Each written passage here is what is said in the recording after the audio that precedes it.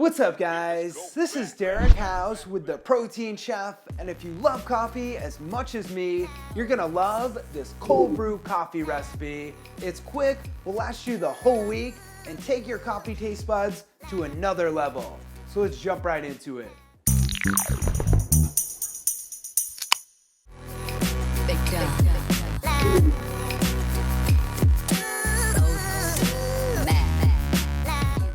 First, 4 reasons why you should cold brew. 1, no more watered down coffee. 2, it tastes absolutely delicious. 3, since hot water isn't being used, the oils that are full of acid aren't going to be fully released into the coffee, which makes cold brew 60 to 65% less acidic. And 4, it's extremely easy to make in bulk. With that said, before we start, you're gonna need a few items. These items can collectively be found for around $50 and should last you forever. Item number 1, a liquid container. Your container can just be something you have lying around, or if you're like me, you'll want something specifically for this recipe. This 1-gallon jar that you see here, I found for $7 online. Whatever size container you want to use is completely up to you.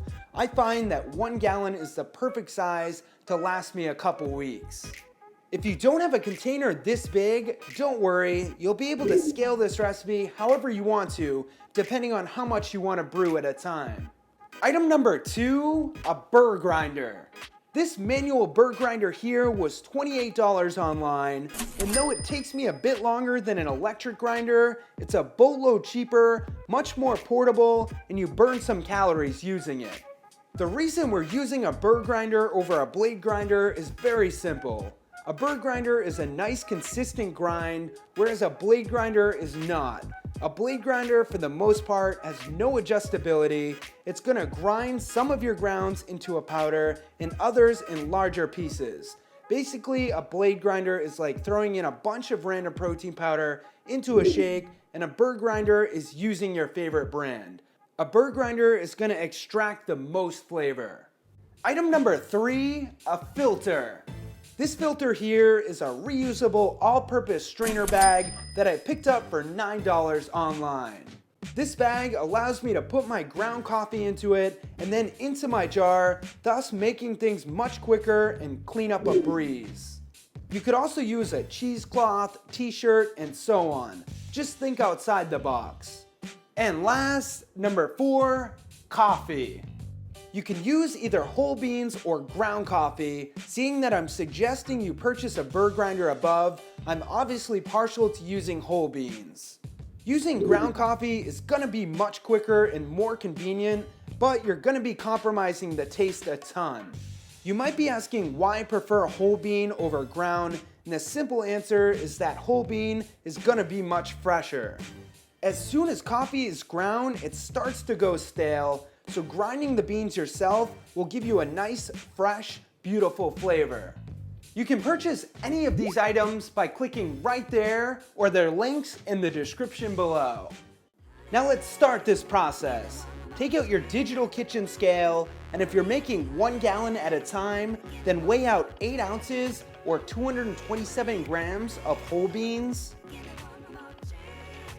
You can make more or less by pausing your screen right now and using one of the other ratios you see in the pop-up. If you don't have a digital kitchen scale, the one I'm using only costs around $25 shipped, and it's one of the best investments you can make for your kitchen. Once you've weighed out your whole beans, use your Burr Grinder to grind them up.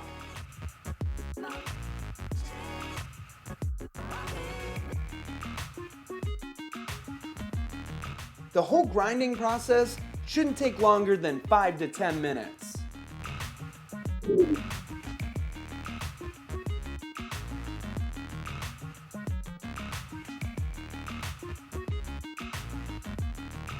Next, add your fresh ground coffee into your strainer bag, put your bag into your jar, and pour 1 gallon or 128 ounces of water into your jar, making sure the end of your bag sticks out a little bit so that your grounds don't fall out into your water. Let your coffee brew for 14 to 16 hours. After 14 to 16 hours, remove your ground coffee by filtering it, or if you used a bag like me, just pull your bag out while making sure to remove as much liquid as you can from it. What we do here is go back.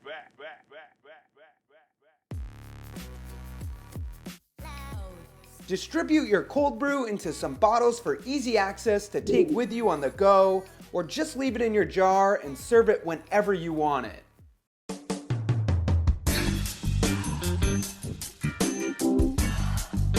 And there is your cold brew.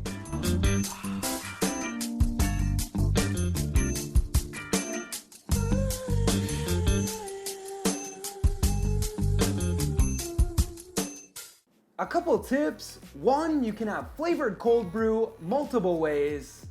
First, by using flavored roasts, but keep in mind, lighter roasts typically have more acidity. I personally prefer darker roasts.